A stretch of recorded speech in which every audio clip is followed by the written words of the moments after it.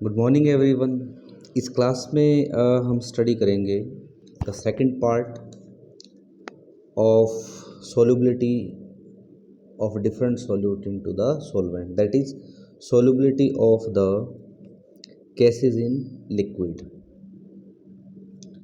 देखिए किसी भी गैस को जब हम लिक्विड में डिज़ोल्व करेंगे, ये चैप्टर के बिगिनिंग में हमने जो है कि कहा है कि जो लिक्विड है या कहें कि जो सॉल्वेंट है उसको हमने सिर्फ लिक्विड ही लेना है, और जो सोल्यूट है ये सॉलिड भी हो सकता है, लिक्विड भी हो सकता है, और ये गैसीय स्टेट में भी हो सकता है, ये गैसेस भी हो सकती हैं। तो सॉलिड की सॉल्युबिलिटी लिक्विड में हम पढ़ चुके हैं। इसी तरह से अब हम स्टार्ट करें the solubility of the gases in the liquid. अब जब भी किसी गैस को हम लिक्विड में डिज़ोल्व करेंगे, जब भी किसी गैस को हम लिक्विड में डिज़ोल्व करेंगे तो डिज़ोल्व करने के बाद जो सॉल्यूशन बनेगा हमारा, ये सॉल्यूशन हमेशा एक्सोथर्मिक सॉल्यूशन बनेगा। सबसे पहली बात तो ये है ध्यान रखने वाली, अगर ये एक्सोथर्मिक सॉल्यूशन बनेगा तो सॉल्युबिलिटी गैसेस की टेम्परेचर के साथ हमेशा डिक्रीज़ होगी।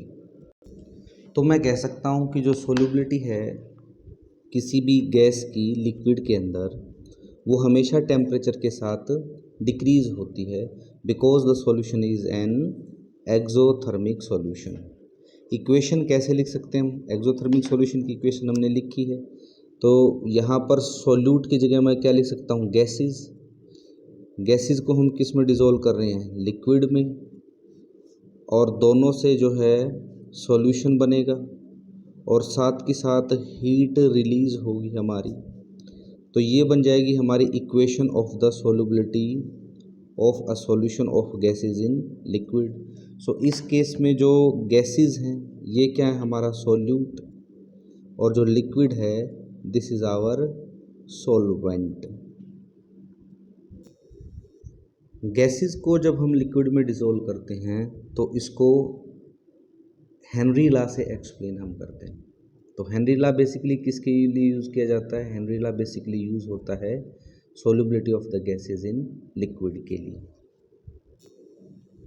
तो हम एक कंटेनर लेते हैं बेसिकली, और इस कंटेनर में कुछ लिक्विड ले लेते हैं,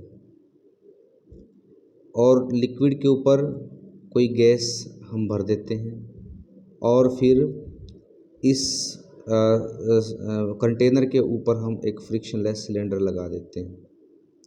suppose to be this is the frictionless piston.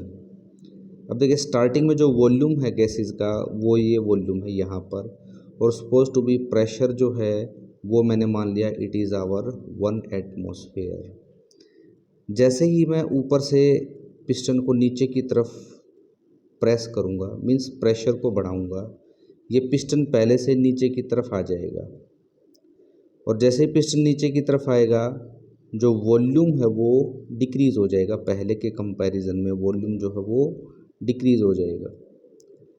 तो गैस के मॉलिक्यूल के बीच में जो है स्पेस कम हो जाएगा पहले के कंपैरिजन में। सो कुछ गैस के मॉलिक्यूल गैसेस स्टेट से कहाँ पर चले जाएंगे? लिक्विड स्टेट में।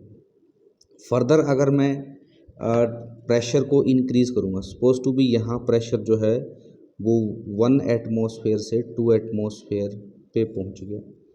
अब फर्दर अगर मैं ऊपर से पिस्टन को प्रेस करता हूँ तो वॉल्यूम और कम हो जाएगा, और बहुत सारी गैसेस के जो मॉलिक्यूल हैं वो लिक्विड के अंदर एंटर कर जाएंगे। गैसेस के कितने मॉलिक्यूल्स या कितना अमाउंट लिक्विड के अंदर डिज़ोल्व होगा, यही तो गैसेस की सॉल्युबिलिटी कहेंगे। सो ये गैस कहाँ पर प्रेजेंट है? ये गैस प्रेजेंट है लिक्विड के सरफेस के बिल्कुल ऊपर। The gas present at the surface of the liquid.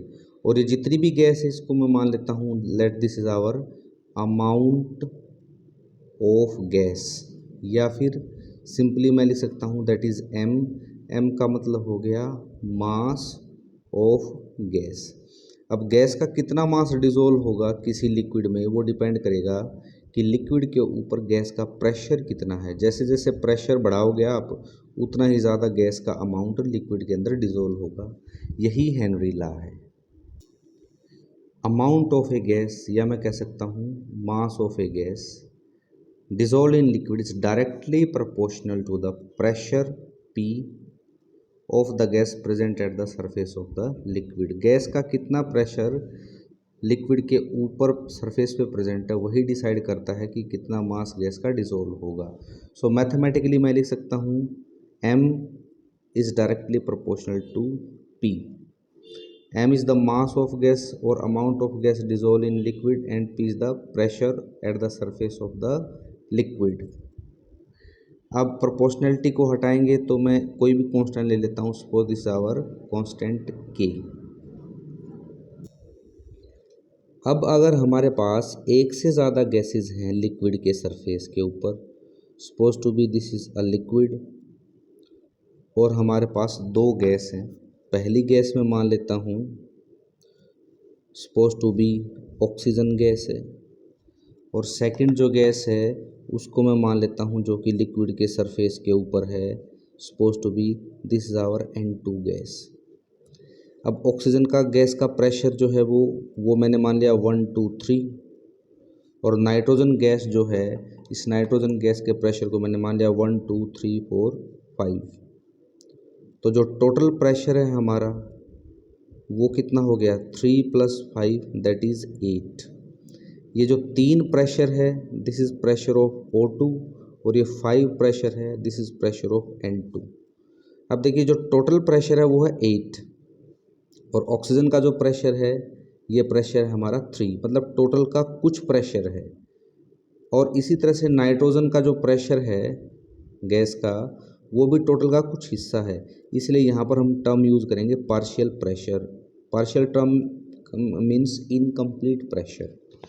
अगर एक ही गैस होगी तो हम यूज़ करेंगे term pressure that is P। एक से ज़्यादा गैस होंगी तो हम यूज़ करेंगे टर्म पार्शियल प्रेशर। अब कहता है कि एक से ज़्यादा गैस हैं तो कितना अमाउंट डिज़ोल्व होगा किसी गैस का, या कितने मोल फ्रैक्शन उस गैस के डिज़ोल्व होंगे लिक्विड में, वो डिपेंड करता है उस गैस का प्रेशर कितना है, या कहें कि पार्शियल प्रेशर कितना है।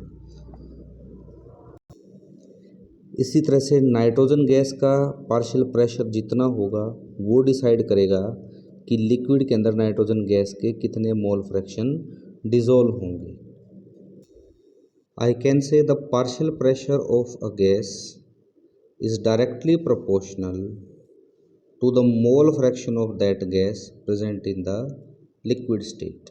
So mathematically I can say the partial pressure of gas small p is directly proportional to the mole fraction of that gas present in the liquid state।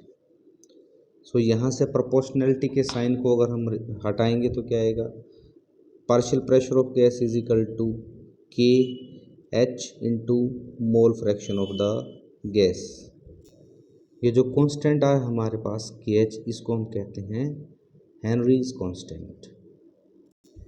Next is the significance of the Henry constant KH। देखिए Henry constant के कुछ importance है, जैसे कि अगर temperature increase होगा तो Henry constant की वैल्यू भी इंक्रीज होती है। हेनरी कांस्टेंट की वैल्यू अलग अलग गैसेस के लिए अलग अलग आएगी, और हेनरी कांस्टेंट जो है अगर इसकी वैल्यू ज़्यादा है किसी भी गैस के लिए तो आप समझिए कि वो गैस लिक्विड के अंदर कम डिज़ोल्व होगी किसी भी दूसरी गैस के कंपैरिजन में। सो पहला पॉइंट हमारा अलग अलग गैसेस के लिए हेनरी कांस्टेंट की वैल्यू भी अलग अलग होती है। अगर किसी गैस के लिए KH की वैल्यू इंक्रीज़ होती है तो समझो कि उस गैस की सोलबिलिटी डिक्रीज़ होगी। KH की वैल्यू इंक्रीज़ होने के साथ गैस की सोलबिलिटी लिक्विड में डिक्रीज़ होती है। और हेनरी कांस्टेंट की वैल्यू टेम्परेचर के बढ़ने के साथ हमेशा बढ़ती है। So value of Henry constant increase with increase in temperature. Next is the limitation of the Henry's law. देखिए हेनरी लॉ जो है हर टेम्परेचर पर गैसेस फॉलो नहीं करती। ऐसी गैसेस जो है हेनरी लॉ को फॉलो करती हैं जो जिनकी सोल्युबिलिटी कम होती है, या ऐसी गैसेस ही हेनरी लॉ को फॉलो करती हैं जो सॉल्वेंट में जाने के बाद सॉल्वेंट के साथ रिएक्ट करके कोई नया प्रोडक्ट नहीं बनाती, या कोई ऐसी गैसेस जिनका एसोसिएशन या डिसोसिएशन नहीं होता, वो भी हेनरी लॉ को फॉलो करती हैं। सो पॉइंट वाइज अगर हम बात करें तो मैं कहूँगा कि it is applicable only eight moderate temperature. अगर टेम्परेचर बहुत कम है या टेम्परेचर बहुत ज़्यादा है तो गैसेस हेनरी लॉ को फॉलो नहीं करती हैं। नेक्स्ट है कोई भी गैस जो एसोसिएशन या डिसोसिएशन करती है undergoes for association and dissociation.